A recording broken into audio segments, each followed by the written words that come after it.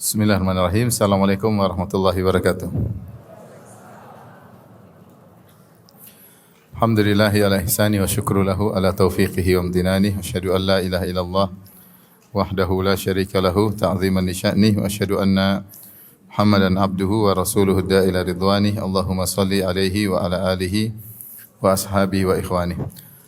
Hadirin dan hadirat yang dirahmati oleh Allah Subhanahu wa taala, kita lanjutkan bahasan kita dari kitab Riyadhus Shalihin, masih dalam al-umur al-manhiyu anha, perkara-perkara yang dilarang.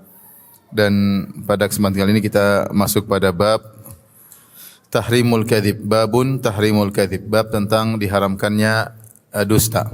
Ya, salah satu perkara yang diharamkan dalam syariat adalah dusta.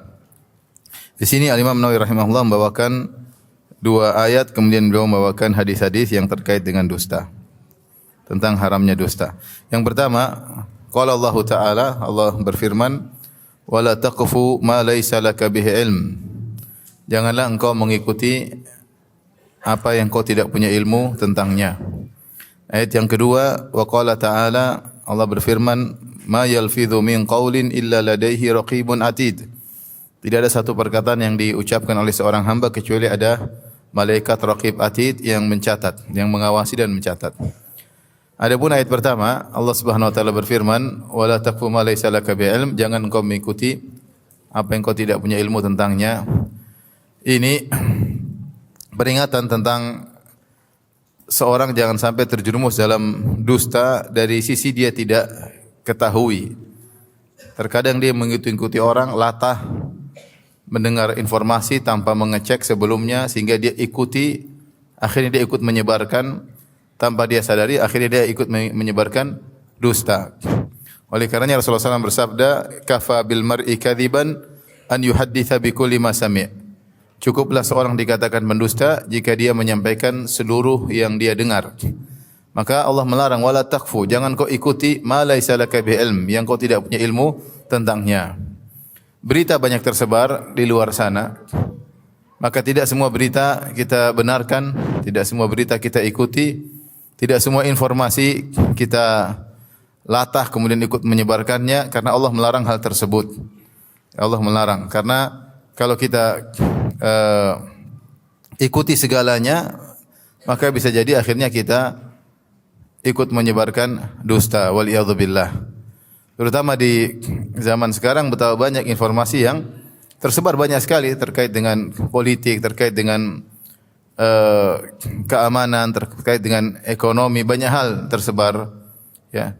Dan kita tahu juga banyak sekali hoax yang tersebar.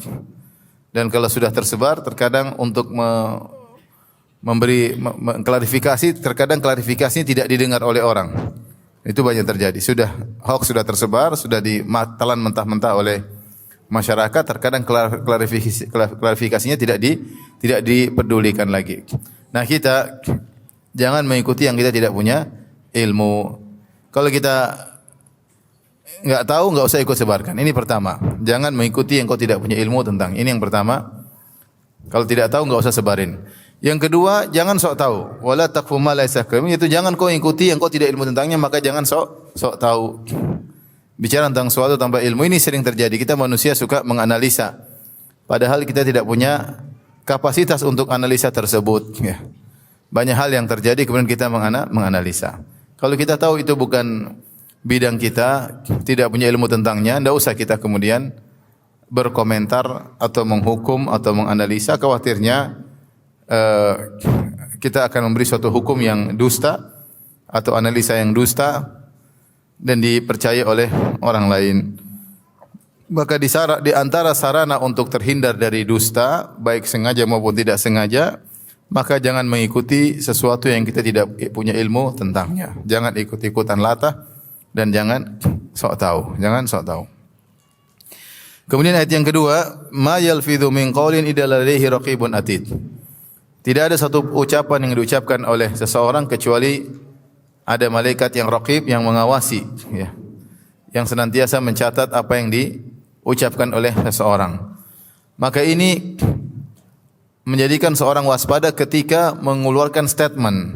Dia waspada karena setiap statement yang dia keluarkan, pernyataan yang dia keluarkan, dia tahu ada yang mencatat.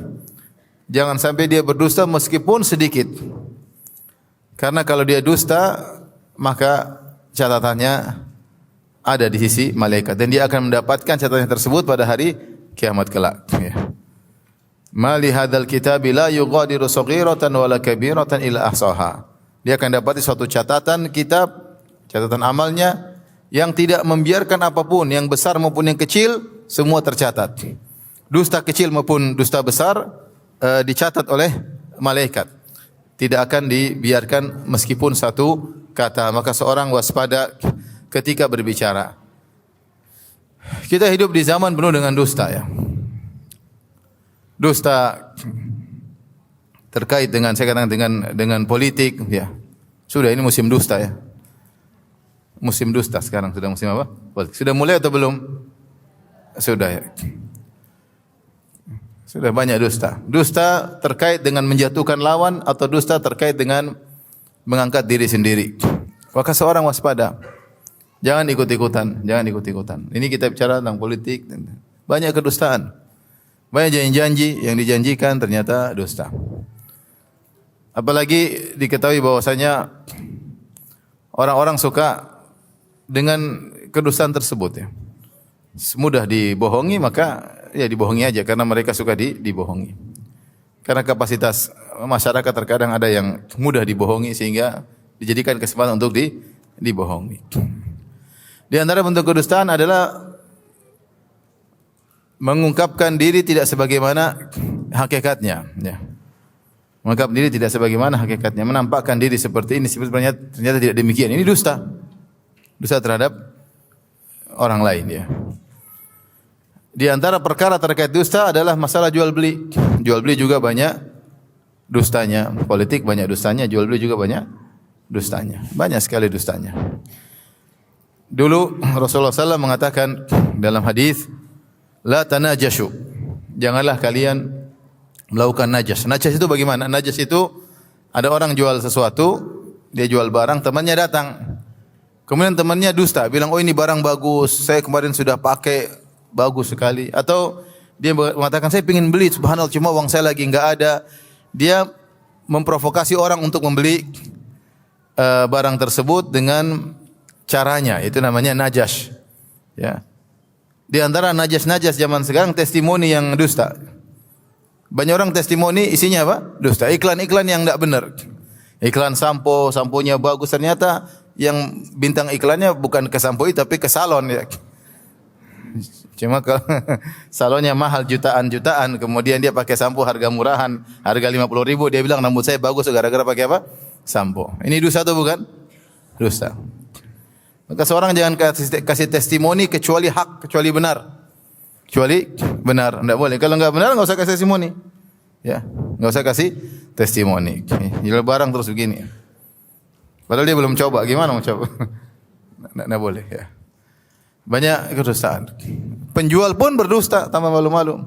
Maka di antara orang yang dimurkai oleh Allah Subhanahu wa taala, al-munfiq sil'atahu bil halifil kadzib, yaitu seorang yang melariskan dagangannya dengan sumpah dusta, dengan sumpah dusta. Demi Allah barang saya modalnya sekian. Demi Allah untungnya cuma sekian. Ini demi Allah ini barang baru.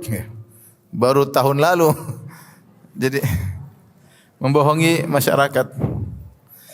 Dusta banyak sekali. Ingat semuanya dicatat oleh malaikat.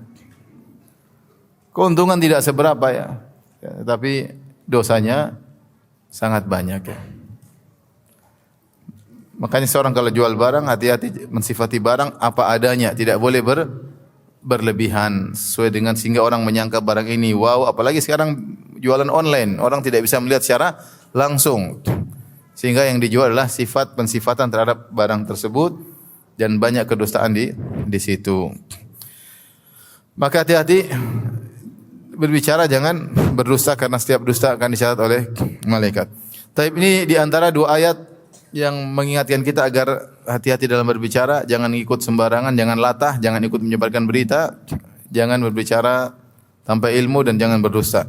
Kita masuk pada hadis-hadis Nabi sallallahu alaihi wasallam. Yang pertama, Wa an Ibnu Mas'udin radhiyallahu anhu, dari Ibnu Mas'ud radhiyallahu anhu qala Rasulullah sallallahu alaihi wasallam, Rasulullah sallallahu bersabda, "Inna sidqa yahdi ilal bir." Sungguhnya kejujuran mengantarkan kepada albir. Albir maknanya adalah kebajikan. Albir maknanya lah semua perbuatan baik, mencakup seluruh perbuatan baik. Kejujuran mengantarkan kepada perbuatan baik. Wa innal birra yahdi ilal jannah, dan perbuatan baik mengantarkan kepada surga. Wa innar rajula la yasduq, sungguh seorang benar-benar jujur. Hatta yuktaba indallahi siddiqan, sampai dia dicatat di sisi Allah sebagai seorang yang jujur. Wa innal kadhiba yahdi ilal fujur, dan sungguhnya kedustaan mengantarkan kepada perbuatan fujur, perbuatan kemaksiatan. Wa innal fujura yahdi ilan nar, dan sungguhnya kefajiran mengantarkan kepada neraka jahanam. Wa innar rajula la yakdzib, dan sungguhnya seorang berdusta hatta yuktaba indallahi kadzaban, sampai dicatat di sisi Allah sebagai tukang dusta. Hadis riwayat Imam Bukhari dan Imam Muslim. Di antara penjelasan Nabi di sini bahwasanya keutamaan jujur mengantarkan kepada banyak kebaikan. Orang yang jujur, ya, dia akan terantar pada banyak kebaikan dalam ketaatan, kebaikan-kebaikan yang lain dalam muamalah, ketaatannya kepada Allah. Orang jujur akan diantarkan kepada dia akan rajin salat, dia akan rajin beribadah, dan dia akan baik muamalahnya dengan keluarganya, dengan orang tuanya. Asalnya jujur. Asalnya jujur. Kalau dia pertahankan kejujurannya, dia akan diantarkan kepada banyak kebaikan. Rasulullah SAW mengatakan, "Alaikum bisidq," hendaknya kalian jujur. Fa inna sidqa yahdi ilal bir. Sungguhnya kejujuran mengantarkan kepada banyak kebaikan. Makanya Allah Subhanahu wa taala berfirman, "Ya ayyuhalladzina amanu taqullaha wa kunu ma'as shadiqin." Wahai orang yang beriman, bertakwalah dan bersamalah kalian dengan orang-orang yang jujur. Jujur. Kalau seorang selalu jujur, kata Nabi sallallahu alaihi wasallam, "Wa innar rajul la yasduq hatta yuktaba indallahi siddiqan." Dia jujur, selalu jujur sampai distempel oleh Allah sebagai orang yang selalu jujur, sehingga susah bagi dia berdusta. Dan dia tidak bisa berdusta, apapun kondisinya dia tidak bisa berdusta. Kenapa? Sudah distempel oleh Allah, dicatat sebagai seorang yang jujur. Kenapa? Karena kebiasaan dia selalu jujur, berusaha jujur. Ya taharral sidq, selalu berusaha jujur, sampai pada satu titik Allah stempel dia jadi orang yang jujur, dia tidak akan berusaha lagi. Dan ketika dia selalu jujur akan mengantarkan kepada kebaikan, banyak kebaikan. Saya bilang kebaikan ini terkait antara dia dengan Allah Subhanahu wa taala dan dalam kehidupan kesehariannya. Dia akan baik terkait dengan keluarganya, dengan anak-anaknya, dengan orang tuanya. Pintu-pintu kebaikan akan dibukakan oleh Allah untuk dia. Kenapa? Karena dia punya modal yang sangat besar, modal kejujuran. Modal kejujuran. Maka seorang jangan menggampangkan jujur, karena jujur ini kelihatannya sepele tapi akan bawa dia. Karena Nabi yang bilang, "Wa inna sidqa yahdi ilal bir." Sungguhnya kejujuran mengantarkan kepada kebajikan-kebajikan. Nah, kalau sudah mengantarkan kepada banyak kebaikan, wa innal birra yahdi ilal jannah, dan sungguhnya kebaikan mengantarkan kepada surga Allah Subhanahu wa taala, ya.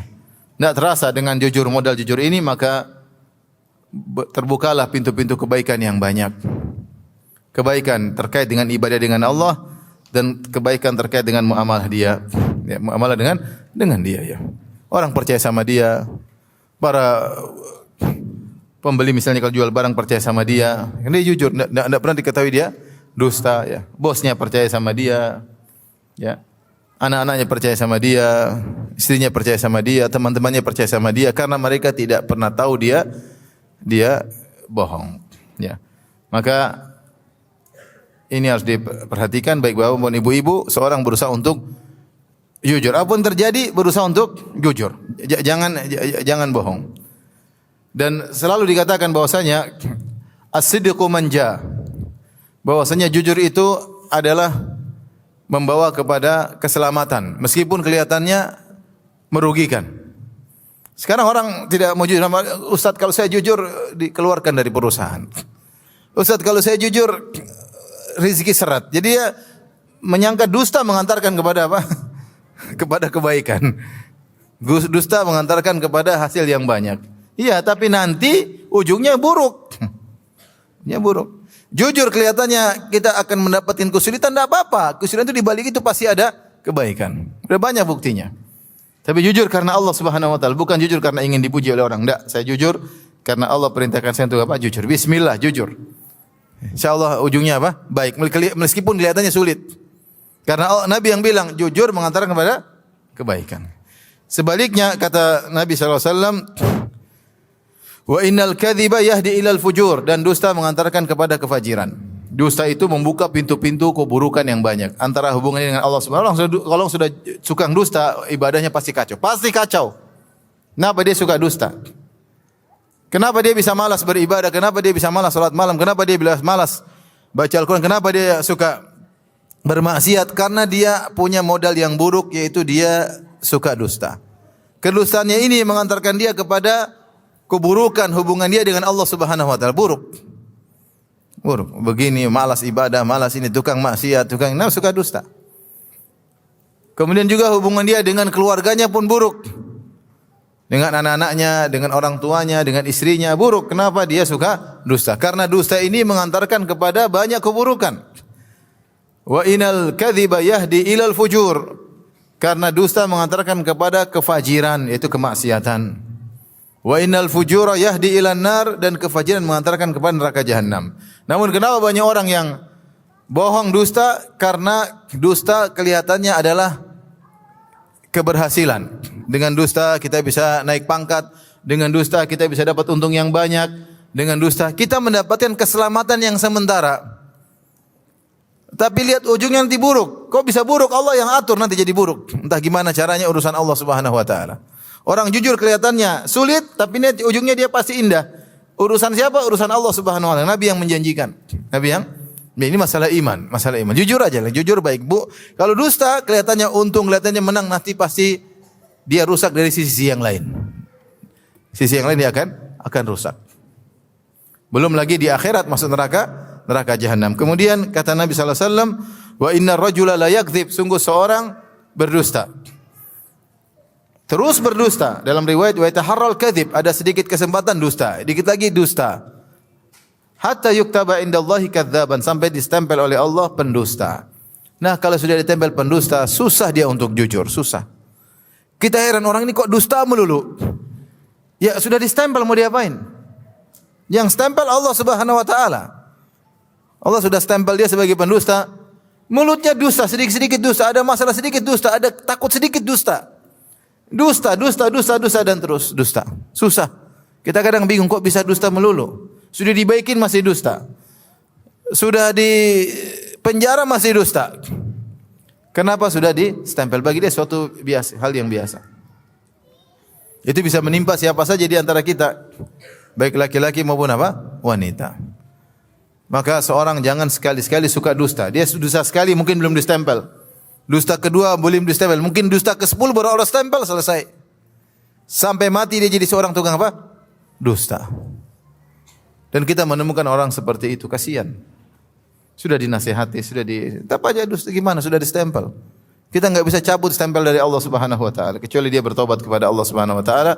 Jadilah dosa tersebut sajiyah, perangai bagi dirinya. Waliyadzubillah. Kelihatannya dengan dusta dia beruntung, tapi ujung-ujungnya dia akan apa? Akan sengsara cepat atau lambat. Di dunia apalagi di akhirat. Ini dalil bahwasanya dusta adalah dosa besar karena dosa mengantarkan kepada kefajiran dan kefajiran mengantarkan kepada neraka jahanam. Maka seorang berusaha membersihkan lisannya dari dusta, berusaha tidak berdusta sedikit pun. Jangan dusta sedikit pun. Dusta ngobrol jangan dusta, bercanda jangan dusta. Pokoknya jangan dusta deh. Bicara politik jangan dusta, jualan barang jangan apa? Dusta, membeli juga jangan dusta. Apa itu semua dusta enggak? Allah Maha tahu kita dusta. Hati kita tahu kita bohong atau tidak, hati kita tahu. Cuma kadang kita cuekin, kita anggap sepele. Jangan dusta sedikit, enggak usah dusta ya. Enggak usah dusta. Taib. Dan kita dapati sebagian orang karena sering berdusta, dusta itu kan sulit. Kalau dia sudah dusta, supaya dia untuk membersihkan kembali atau untuk bisa selamat dari tuduhan tidak, maka dia harus tutup dengan dusta yang lain. Dia dusta A supaya tidak ketahuan, dia dusta dengan B. Dusta B supaya tidak dusta C. Lama-lama juga akan kejatuh ya. Saking banyak dustanya dia lupa kalau dia pernah dusta. Ini terjadi. Saya pernah negur orang, Ente ini saya enggak pernah ente terlalu banyak dosa, sampai dusta ente aja ente lupa. Karena dia untuk bisa selamat dia harus merangkai banyak dusta, silsilah dusta. Bayangkan. Saking banyak silsilah dusta, dusta yang pertama, kedua, ketiga dia lupa. Dan ini terjadi. Jadi kalau orang jujur kan, saya enggak pernah ngomong gitu. Dia enggak pernah ngomong gitu. Saya enggak pernah ngomong gitu. Saya enggak pernah ingat ngomong gitu. Tapi kalau dusta, dia lupa karena dia konsentrasi ke dusta berikutnya. Konsentrasi ke dusta berikutnya. Sehingga dusta yang sebelumnya terlupakan. Itulah bahayanya dusta. Satu dusta kepada dusta-dusta yang lainnya. Waliyadzubillah. Namun dusta itu tetap laris. Kenapa? Karena masih banyak orang suka mudah untuk dibohongin. Masih mudah dibohongin. Taib, hadis berikutnya wa an Abdullah bin Amr bin As radhiyallahu taala anhuma anna Nabi sallallahu alaihi wasallam qala. Dari hadis Abdullah bin Amr bin As radhiyallahu anhuma Rasulullah sallallahu bersabda, "Arbaun man kunna fihi kana munafiqan khalisan." Jadi maksudnya gini, ikhwan, kalau kita dijebak dalam satu pertanyaan. Bapak begini, ini Allah sedang mengawasi. Jujur pahalanya banyak, dusta dosa besar. Ya. Maka kita bertahan. Allah, malaikat mencatat, Allah melihat. Saya ingin dapat pahala. Jujur aja, enggak ada masalah. Enggak diterima pekerjaan, enggak ada masalah. Jujur. Enggak usah Dan itu subhanallah, saya pengalaman banyak, cuma saya enggak mungkin ceritakan. Kejujuran kelihatannya buruk mengantarkan kepada kebaikan. Banyak sekali pengalaman.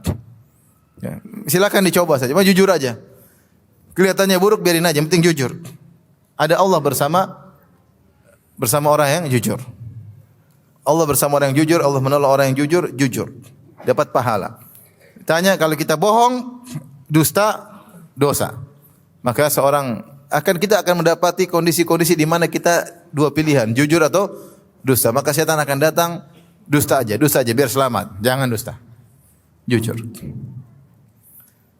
Taib, berikutnya kata Nabi sallallahu alaihi wasallam, 4 perkara man kunna fihi kana munafiqan khalisan. Siapa yang padanya ada 4 perkara ini, maka dia adalah munafik yang murni.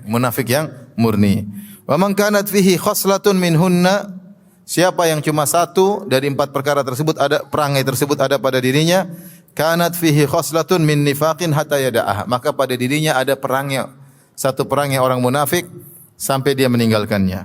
Apa 4 perangai tersebut yang merupakan 4 perangai orang munafik? Pertama, idza tumina khana, kalau diberi amanah dia berkhianat. Yang kedua, idza haddatsa kadzaba, kalau dia berbicara dia dusta. Yang ketiga, wa idza ahada ghadara, kalau dia mengadakan perjanjian maka dia mengkhianati, tidak sesuai dengan perjanjian tersebut. Wa idza khasama fajara, kalau dia bertikai maka dia fujur, yaitu dia berusaha dengan cara-cara yang buruk untuk menang dalam pertikaian. Ini 4 ciri munafik. Saya ulangi, yang pertama, idza tumina khana, kalau diberi amanah dia berkhianat, kalau berbicara dia dusta, kalau dia punya perjanjian maka dia mengkhianati perjanjian tersebut, kalau dia bertikai maka dia fajara, yaitu dia berusaha menang dengan cara apapun. Siapa yang terdapat padanya 4 perkara ini, ketahuilah dia telah memiliki sifat kemunafikan yang murni.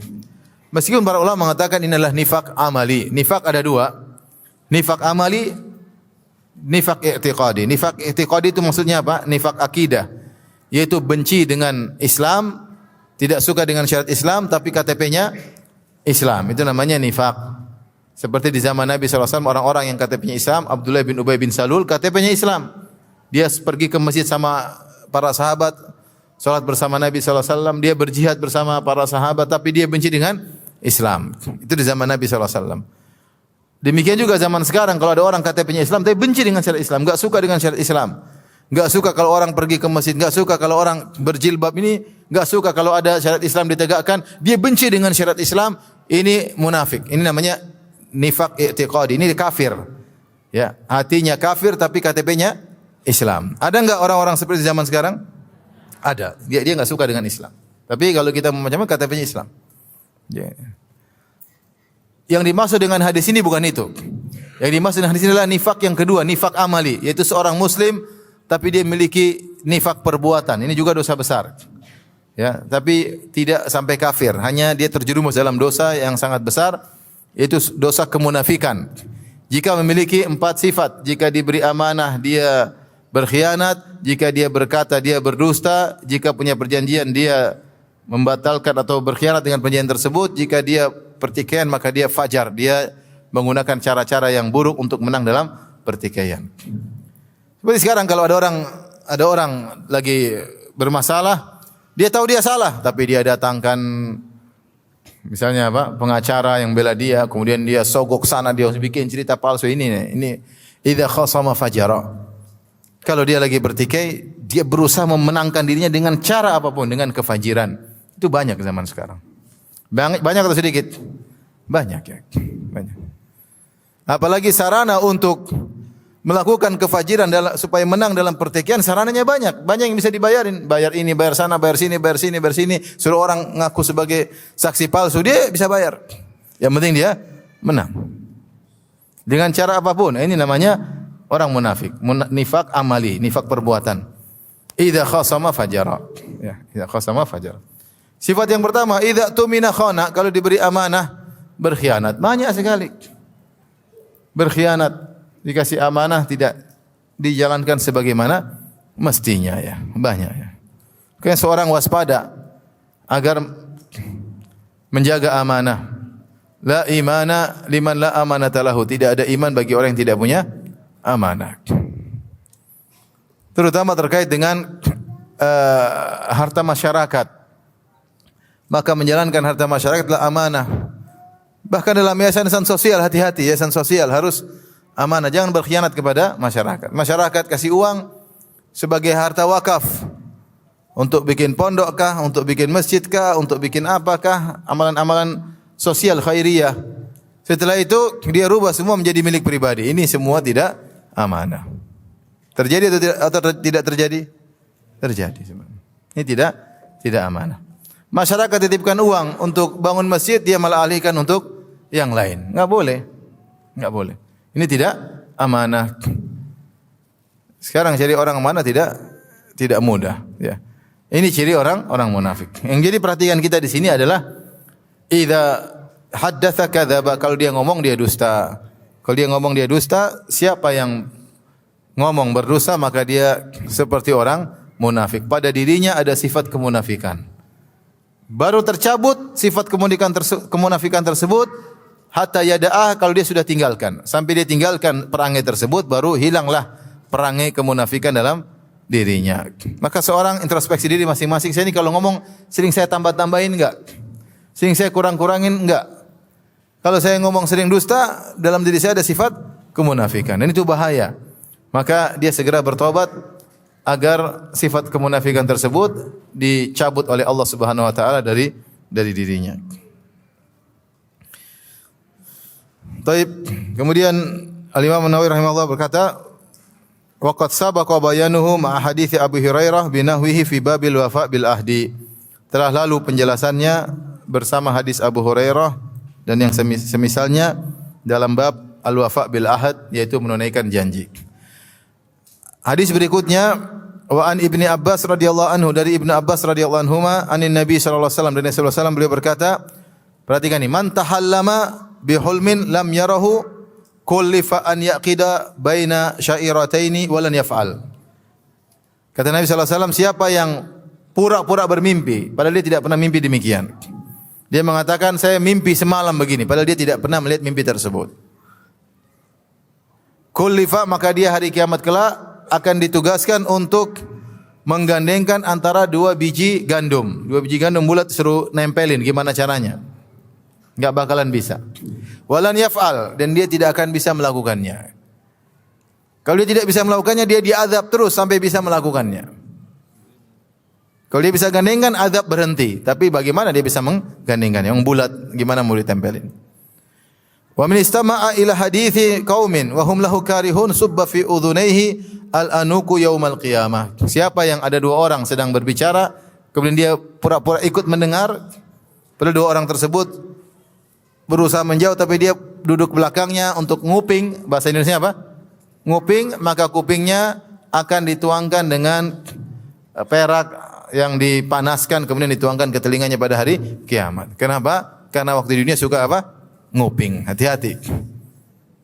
Jangan suka nguping. Ibu-ibu ini yang suka nguping bisa ibu-ibu. ngupingin pembicaraan bapak-bapak. Kalau orang bicara dia jauh nggak usah. Kalau dia bicara keras-keras ya kita kedengaran, nggak ada masalah. Tapi kalau dia bicara sini, kita jangan nguping, nggak boleh. Mereka nggak suka ada orang ikut dengar, maka jangan ikut dengar. Wa man sawwara suratan udziba wa kullifa an yanfukha fiha ar-ruh wa laysa binafi. Siapa yang bikin patung bernyawa atau gambar makhluk bernyawa, maka dia akan disiksa dengan ruh tersebut dan dia ditugaskan untuk meniupkan ruh pada gambar tersebut dan dia tidak bakalan bisa meniupkan ruh pada gambar atau pada patung tersebut. Hadis riwayat Al-Bukhari. Hadis ini Rasulullah SAW menyebutkan 3 dosa besar. Yang pertama ngaku-ngaku mimpi sesuatu padahal tidak mimpi. Yang kedua dia nguping dan yang ketiga dia menggambar atau membuat makhluk bernyawa baik 2 dimensi maupun 3 dimensi, maka dia akan diazab oleh Allah Subhanahu wa taala. Yang menjadi perhatian kita yang pertama, man tahallama, yaitu siapa yang pura-pura dusta dalam mimpi. Ternyata dusta itu buruk di sisi Allah, karena sebagian ada yang mengatakan dusta itu hanya dosa besar kalau merugikan orang lain. Kalau tidak maka bukan dosa besar. Ini pendapat ini dikritiki oleh Syekh Utsaimin rahimahullah taala. Bahwasanya dosa itu semua buruk meskipun tidak merugikan orang lain. Bahkan menyenangkan orang lain kalau berdosa juga tidak boleh. Bukan dalam hadis Rasulullah SAW mengatakan wailun, summa wailun, celaka dan celaka. Bagi siapa? Bagi orang yang berbicara fayakdzib liman haddatha wa yakdzib liyudhika bihil qaum, dalam rangka untuk membuat orang lain tertawa. Wailun lahu summa wailun lahu, celaka dia dan celaka dia. Rasulullah sebutkan celaka bagi dia 3 kali. Gara-gara apa? Gara-gara dia berbicara dengan kudusan buat orang tertawa. Jadi cerita, saya kemarin ketemu orang gini, begini, orang ketawa, padahal enggak ada ceritanya. Itu bohong. Ini bukan merugikan orang lain, mungkin menyenangkan orang lain. Tapi celaka 3 kali bagi dia. Berarti dosa itu tercela. Apakah merugikan orang lain ataupun tidak. Bahkan menyenangkan orang lain kalau seperti tadi caranya. Untuk membuat orang lain tertawa. Ternyata dia dusta, maka celaka baginya. Contohnya ini, dia mimpi. Dia bilang, saya mimpi tadi malam saya lihat begini, saya lihat ular. Ular matok saya, kemudian salah patok. Dia patok teman saya. Saya orang mimpi. Orang kan, ada apa? Orang takut ya. Hebat ya. Saya tadi malam mimpi datangi naga, kemudian saya berkelahi dengan naga, naganya mati. Orang ini hebat. Orang kan pikir macam-macam. Saya beri ceritain orang, dia punya masalah sama orang. Dia bilang, Ustaz Firanda ternyata orang yang itu. Saya kenal juga orang itu. Orang itu ternyata jahat Ustaz, jahat sekali. Sampai saya mimpi dikejar oleh ular banyak. Kemudian saya akhirnya selamat. Artinya dia dibohongin sama orang tersebut dan dia bisa selamat. Kita yang dengar, Masya Allah, Alhamdulillah. Ini isyarat bahwasanya Allah menyelamatkan apa? Kamu. Terus saya datang sama temannya, ternyata dia yang ularnya. Jadi itu Ustaz, itu kurang ajar gini-gini. Oh, ini yang ular yang mana ini? Tapi yang satu bikin mimpi. Jadi mimpi itu membuat orang agak percaya atau tidak? Percaya. Apalagi kalau sudah kaitan dengan dakwah. Jadi saya pernah cerita ada orang bikin bikin buku doa bid'ah yang tidak ada contohnya. Dia buka dari mukadimah tersebut, dia bilang ini doa-doa saya sudah susun lama, saya bikin sendiri.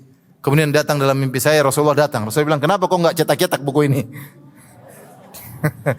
Orang-orang baca mukadimah gitu kan, Masya Allah. Ini sampai Rasulullah suruh dia cetak. Mungkin dia benar, mungkin dia bohong, enggak tahu, mungkin syaitan dan seperti Ibnu Arabi dalam kitabnya Fususul Hikam, di mukadimahnya dia bilang, saya datang pada tanggal sekian bulan sekian, saya lagi di kota ini, datanglah Nabi dalam mimpi. Kemudian Nabi datang kepada saya, Nabi mengatakan, ya Ibnu Arabi, ini buku, sampaikan kepada umatku. Maka saya riwayatkan buku tersebut dari Nabi SAW, tidak saya kurangi 1 huruf pun. Dan tidak saya tambah 1 huruf pun. Inilah buku yang dia cetak dari Nabi SAW. Buku itu mungkin 300 halaman. Maksudnya mimpinya berarti lama sekali. Maksudnya 300 halaman dibacakan, mimpi lama tidak? Lama. Kemudian dia hafal, kemudian dia sampaikan. Dalam buku itu isinya Fir'aun masuk surga. Ini Nabi suruh riwayatkan Fir'aun masuk surga. Karena mimpi kadang-kadang mimpi bahaya. Oh, saya ketemu Nabi, Nabi bilang kamu bakalan mati sebelum umur sekian, macam-macam. Kamu sebelum 40 tahun sudah meninggal dunia. Nabi bilang ketemu saya. Nabi suruh ikut dia. Orang dengar cerita gitu, Masya Allah. Masya Allah, Nabi suruh ikut dia.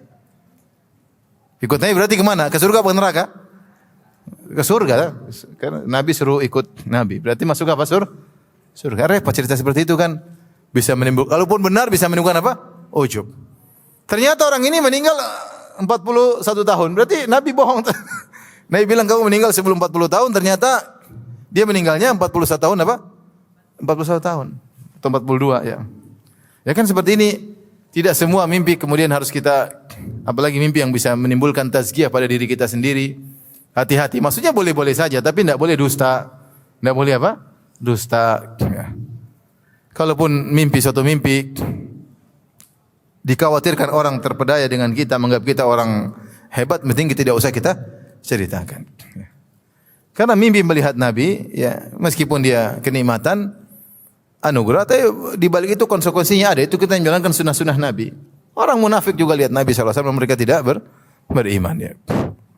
Oleh karenanya, seorang kalau diberi anugerah mimpi melihat Nabi SAW, ya, maka dia berusaha menjalankan konsekuensinya. Dia harus lebih cinta sama Nabi, harus menjalankan sunnah-sunnah Nabi, bukan malah meninggalkan sunnah-sunnah Nabi SAW.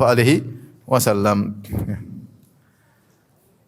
Oleh karenanya tidak mimpi meskipun tidak memudaratkan orang lain, tapi kalau itu dusta dalam mimpinya maka dia diazab oleh Allah Subhanahu wa taala. Man tahallama bihulmin lam yarahu. Siapa yang pura-pura mimpi dengan suatu mimpi yang dia tidak melihatnya, maka dia akan ditugaskan pada hari kiamat kelak an yaqida baina syairatain walan yaf'al, untuk menggabungkan dua biji gandum ditempelin dan dia tidak bakalan mampu. Tidak bakalan mampu, maka dia akan disiksa selama dia tidak mampu menggabungkan dua biji gandum tersebut. Ini dalil bahwasanya kejujuran dituntut dalam segala hal.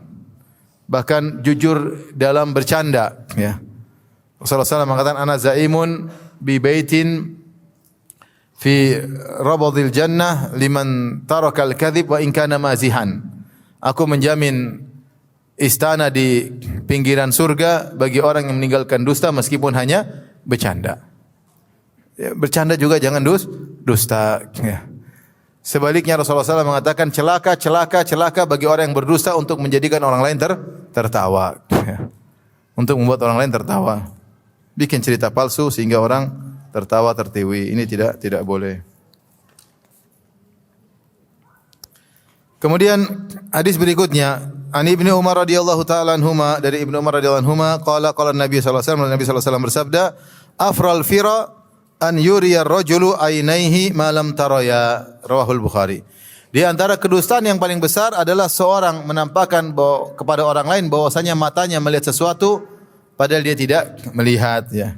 Padahal dia tidak melihat. Dia mengatakan aku melihat padahal dia tidak lihat. Aku kemarin melihat, apakah dalam mimpi maupun dalam alam nyata?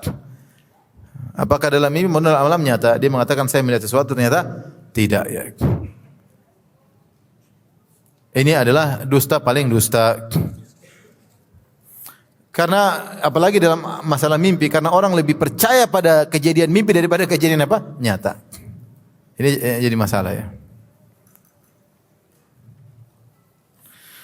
Wa an Samurah bin Jundub, hadis berikutnya, wa an Samurah bin Jundub qala kana Rasulullah sallam mimma yukthiru an yaqula li ashabihi, dari Samurah bin Jundub bahwasanya Rasulullah sallam sering bertanya kepada para sahabatnya, hal ra'a ahadum minkum min ru'ya, apakah ada di antara kalian yang mimpi? Rasulullah tanya. Rasulullah sallam pandai menafsirkan mimpi.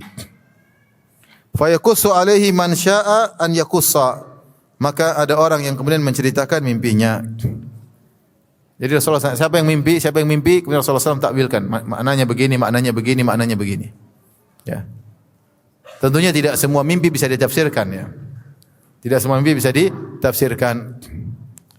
Karena mimpi itu ada 3. Pertama gangguan syaitan, yang kedua yang sering dibicarakan dalam keseharian akhirnya terbawa dalam mimpi, yang ketiga ini mimpi dari Allah. Ini yang ditafsirkan. Kita sering yang kita mimpi model kedua, ngomong di siang hari kemudian malam jadi apa? Mimpi. Tapi kalau mimpi dari setan mimpi yang jelek-jelek terkadang dari setan. Ini yang bisa ditafsirkan adalah mimpi yang dari Allah Subhanahu wa taala. Itu yang ditafsirkan maksudnya begini dan tidak semua orang ahli tafsir mimpi. Nah, Rasulullah SAW kemudian cerita tentang mimpinya. Ini ceritanya panjang saya bacakan ya. Wa innahu qala lana dzata ghadatin. Maka suatu pagi Rasulullah SAW berbicara kepada kami tentang mimpinya. Beliau berkata, "Innahu atani lailata atiyan." Tadi malam ada dua orang atau dua yang datang yang mendatangiku. Wa innahuma qala li. Kemudian dua orang tersebut berkata kepadaku, "Intalik, berangkatlah." Wa in intalaqtu ma'ahuma, maka aku pun berangkat bersama kedua orang tersebut. Wa inna ataina ala rajulin muttaji'in wa idza akhar qa'imun alaihi bi sakhrah. Kemudian kami bertiga mendatangi seorang sedang berbaring. Kemudian ada orang lain, orang satu berbaring, orang yang kedua berdiri. Kemudian dia membawa batu besar. Wa idza huwa yahwi bi sakhrati li ra'sihi. Tiba-tiba batu besar tersebut dilemparkan kepada kepala orang yang berbaring. Fayatlagu ra'sahu, maka kepalanya pun pecah. Orang yang dibawa kepalanya pecah. Fayatadahdahu al-hajaru hahuna. Kemudian batu besar tadi ketika memecahkan kepala dia menggelinding. Fayatba'ul hajaru fayakhudhahu. Maka orang yang tadi yang lemparin batu pergi mengambil batu yang menggelinding, dibawa lagi. Fala yarji'u ilaihi hatta yasiha ra'suhu kama kan. Kemudian dia balik lagi ke orang yang tadi sedang berbaring. Ketika dia balik lagi, orang yang sedang berbaring tadi yang kepalanya sudah hancur ternyata sembuh kembali. Tsumma ya'udu alaihi, kemudian dia lemparkan lagi. Pecah lagi, batunya menggelinding lagi, dia pergi lagi. Fayaf'alu bihi mithla ma fa'ala al-marratul ula. Al-marratul ula. Maka dia pun lakukan seperti yang pertama, dilempar kepalanya pecah, batunya menggelinding. Dia ambil, dia balik, sudah sembuh lagi kepalanya, dilemparin lagi kedua kali, seperti itu. Qultu lahu, ma aku berkata kepada dua orang yang bawa aku tersebut, subhanallah ma hadzani. Aku berkata, subhanallah, siapa dua orang ini? Yang satu dilemparin, yang satu melempar. Qala li, dua orang ini berkata, yang membawaku, intalik, ayo jalan lagi. Intalik, jalan. Fantalaqna, kami pun berjalan lagi bertiga. Fa ataina ala rajulin mustalqin liqafahu wa idza akharu qa'iman alaihi bikallubin min hadid. Kemudian aku dapati ada seorang sedang berbaring di atas kepalanya. Apa namanya? Begini. Berbaring ya? Berbaring ya. Ya, di gini. Kepalanya. Wa idza akharu qa'imun alaihi bikallubin min hadid. Kemudian ada orang kedua datang bawa kalub. Kalub itu besi tajam yang bengkok ujungnya. Wa idza huwa ya'ti ahada shiqqai wajhihi fayusharshiru shidqahu ila qafah. Tiba-tiba dia masukkan besi tersebut di sini. Kemudian dia robek sampai di lehernya belakang. Wa min kharahu ila qafah, kemudian dimasukkan lagi besi dari hidungnya, kemudian ditarik robek sampai belakang. Wa ainahu ila qafah, kemudian masukkan lagi besi ke matanya, kemudian ditarik lagi sampai belakang. Tsumma yatahawal ila janibil akhar. Jadi setelah tiga dirobek, ini robek, hidung dirobek, mata dirobek, dia pindah ke sisi sebelahnya. Ini orang ini cabut besinya, pindah ke sebelah, dia robek semua tiga-tiga. Fayaf'alu ma bihi mithla ma fa'ala bil janibil awal. Maka dia sama, dia tarik dari sebelah sini, sisi yang lain sampai ke belakang, dia tarik besi tajam sampai hidungnya sampai ke belakang, dari matanya sampai ke belakang. Fama yafrugu min dzalikal janibi hatta yasiha dzalikal janibu kama kan. Ketika dia selesai di sini, yang sini sudah baik lagi. Maka dia balik lagi, dia robek lagi sebelah kanan misalnya, sini. Setelah dia selesai, dia pindah ke sebelah, yang sini sudah baik lagi. Dia balik ke kiri, siksa lagi, yang sini sudah baik lagi. Baik terus, begitu terus. Thumma ya'udu alaihi fayaf'alu mithla ma fa'ala fil maratul ula. Qala, qultu, aku berkata, subhanallah, kata Rasulullah SAW, subhanallah, ma hadani, siapa dua orang ini? Yang satu dirobek-robek, yang satu merobek-robek. Qala li, kedua orang temanku berkata, intalik. Jalan lagi. Fantalaqna, kami pun berjalan bertiga. Fa'ataina ala mithli tanur. Tiba-tiba kami mendapati suatu tempat seperti tanur. Tanur tungku yang api dinyalakan di luar untuk bakar roti biasanya. Orang tang rotinya ditempelin di dinding tanur tersebut, kemudian jadi roti. Fa'asibu annahu qala fa idza fihi laghatun wa aswatun. Tiba-tiba terdengar suara suara teriakan-teriakan, suara gegaduhan. Fatala'na fihi fa idza fihi rijalun nisa'u uratun. Kami pun lihat dalam tandur tersebut, dalam tungku tersebut, tiba-tiba di dalamnya ada para laki dan wanita dalam kondisi telanjang. Wa idahum ya'tihim lahabun min asfala minhum. Tiba-tiba di bawah tungku tersebut ada api.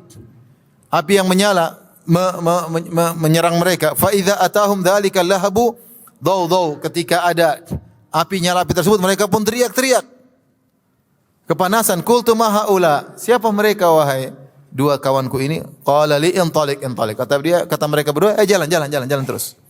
Fantalaqna fa ataina ala nahrin. Kami pun berjalan bertiga, kami tiba di sebuah sungai. Hasibtu annahu kana yaqul ahmar mithlud dami. Sungai tersebut merah seperti darah. Airnya darah. Wa idza fin nahri rajulun sabihun yasbah. Ternyata di sungai tersebut ada orang sedang berenang. Wa idza ala syattin nahari rajulun qad jama'a indahu hijaratun katsiratan. Tiba-tiba di sisi sungai tersebut ada orang sudah ngumpulin batu yang banyak. Wa idza zalika sabihu yasbah ma yasbah thumma ya'ti dzalika alladhi qad jama'a indahu al-hijara fayafgharu lahu fahu fayulqimuhu hajaran fayantaliqu fayasbah. Orang itu mau meminggir, orang datang kasih masuk batu. Kemudian dia pergi lagi ke sungai terus dimasuk. Setiap dia mau ke pinggiran, yang di pinggir laki tersebut masukin batu di mulutnya. Mungkin dia buang lagi, dimasukin mulutnya terus. Dia enggak bisa ke pinggir. Terus dia berenang di sungai darah tersebut.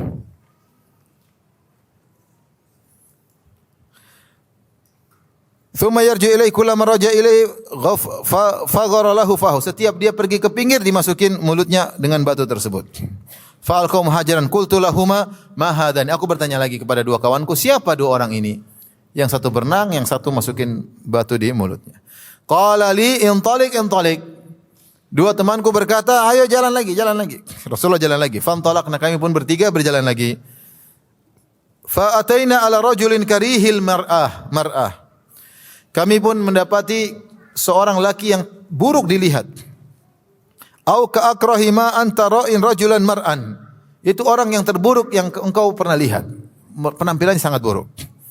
Fa idza huwa indahu narun yahushuha wa yas'a haulaha. Tiba-tiba di situ ada api, kemudian dia nyalakan api tersebut, kemudian dia berusaha nyalakan api di sekitarnya. Sekitar api tersebut dia berusaha membesarkan api tersebut. Qultu lahuma ma hadza? Aku bertanya, siapa orang ini yang mengerikan penampilannya, kemudian dia nyalain api. Qala li intalik. Dua kawanku berkata, ayo jalan. Terus.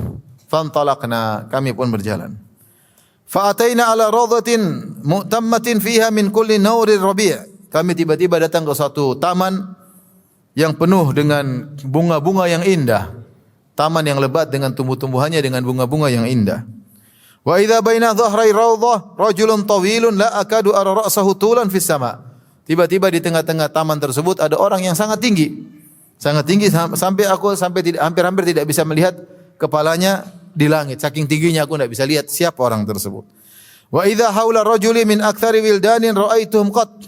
Tiba-tiba di sekitar orang tersebut banyak anak-anak kecil di sekitar orang tersebut. Aku berkata, ma hadza? Ini apa ini? Wa ma haula? Siapa orang ini dan siapa anak-anak kecil tersebut? Qala li intalik. Dua kawanku berkata, ayo jalan. Intalik. Ayo pergi lagi, lanjut. Fantalaqna, kami pun pergi. Fa ataina ila dawhatin 'azimatin lam ara dawhatan qat a'zama minha. Tiba-tiba kami melihat suatu pohon yang sangat besar, aku tidak pernah melihat pohon sebesar itu. Wala ahsan, dan tidak ada pohon seindah tersebut. Qala li irqa fiha. Mereka berkata kepadaku, naik pohon tersebut. Fartaqaina fiha ila madinatin mabniyatin bilabarin dhahabin wa labanin fiddah. Kami pun naik di atas pohon tersebut menuju satu kota yang dibangun dengan bata terbuat dari emas dan bata terbuat dari perak.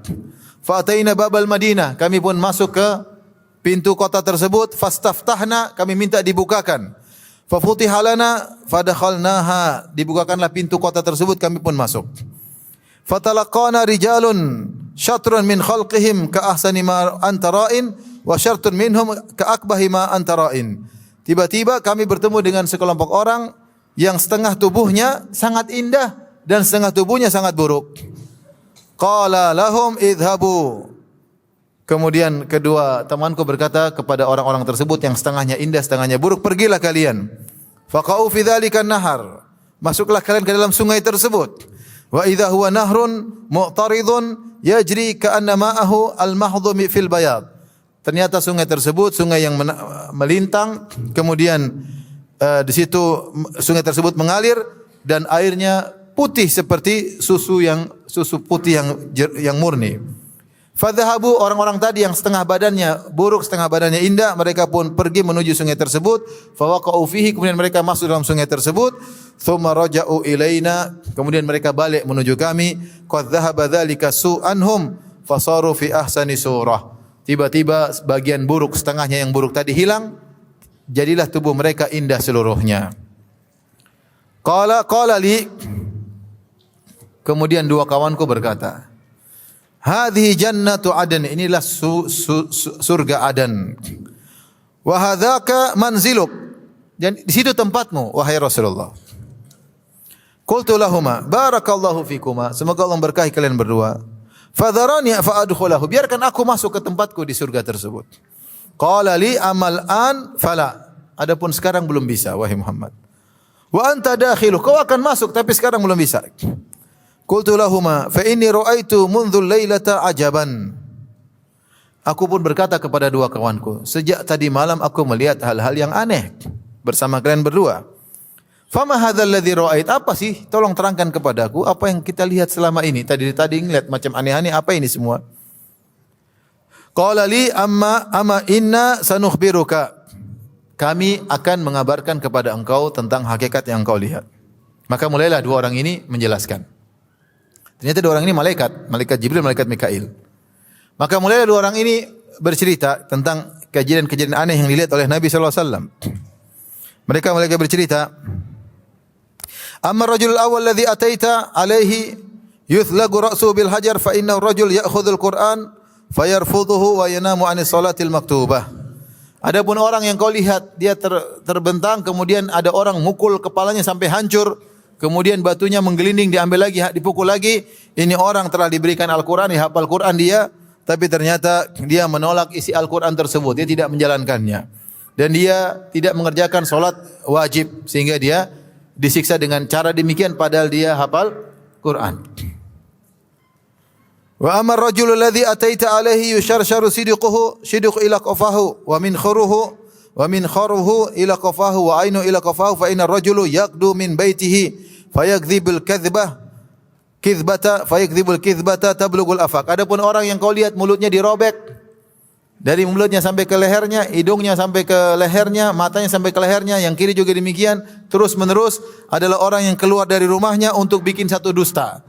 Akhirnya dusta tersebut tersebar ke seluruh penjuru dunia, ke segala cakrawala tersebar dusta tersebut. Ini yang jadi perhatian kita. Jadi orang pendusta disiksa di alam barzah seperti itu. Wa amar rijal wan nisa al-urat alladzina hum fi mithli bina'it tanur. Adapun lelaki wanita yang telanjang yang kau lihat dalam seperti tungku, fa innahum az-zunatu waz-zawani. Mereka adalah lelaki pezina dan wanita-wanita pezina. Di alam barzah disiksa dengan cara demikian. Wa amar rajul alladzi ataita alayhi yasbahu fin nahar wa yulqimul hijarata fa innahu akilu riba. Adapun orang yang kau lihat dia berenang di sungai darah, kemudian dia mau ke pinggir dimasukin batu ke mulutnya, orang itu adalah pemakan riba.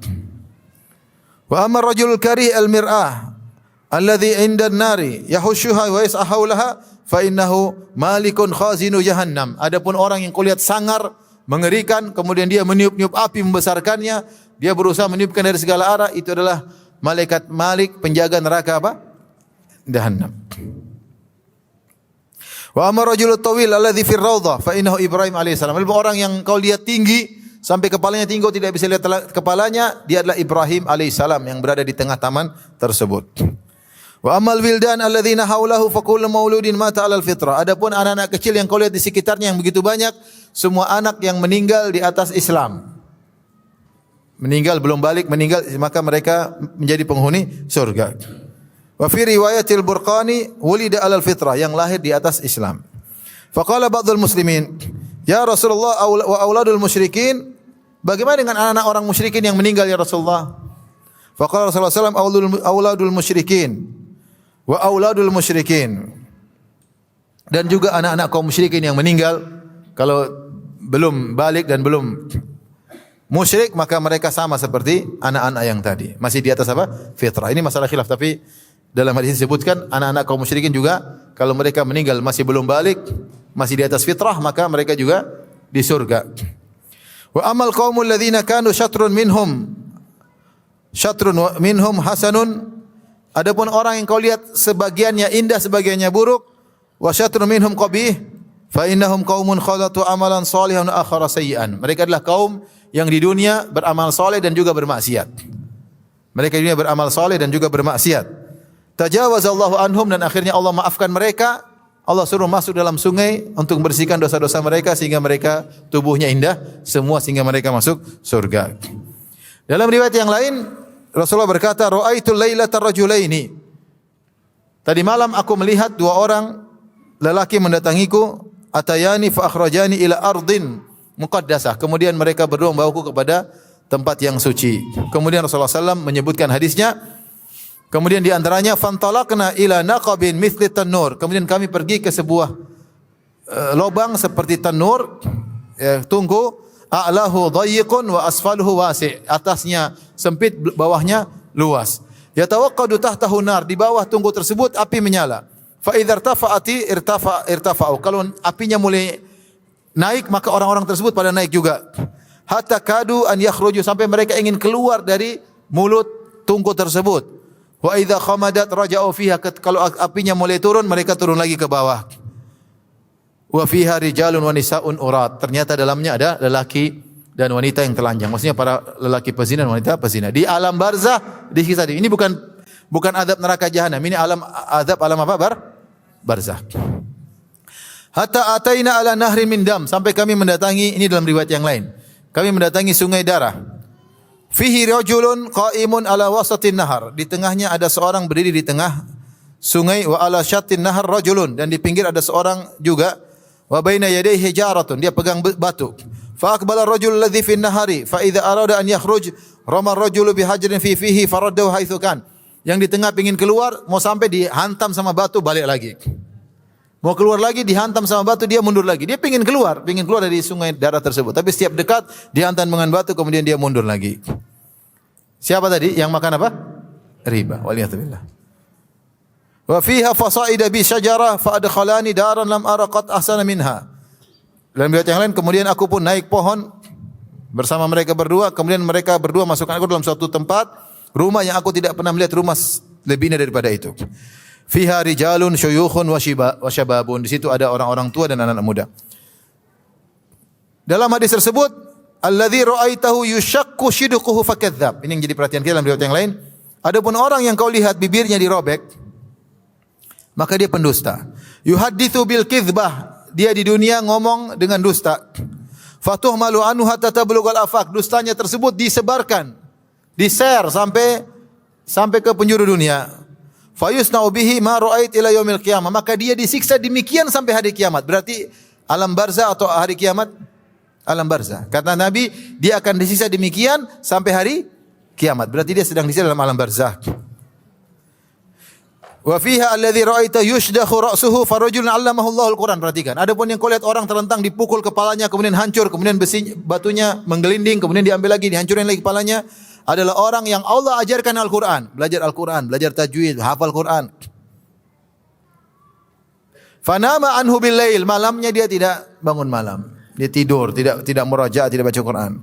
Walam ya'mal fihi bin nahar, siang hari dia tidak mengamalkan Al-Quran tersebut, padahal dia sudah belajar, sudah hafal.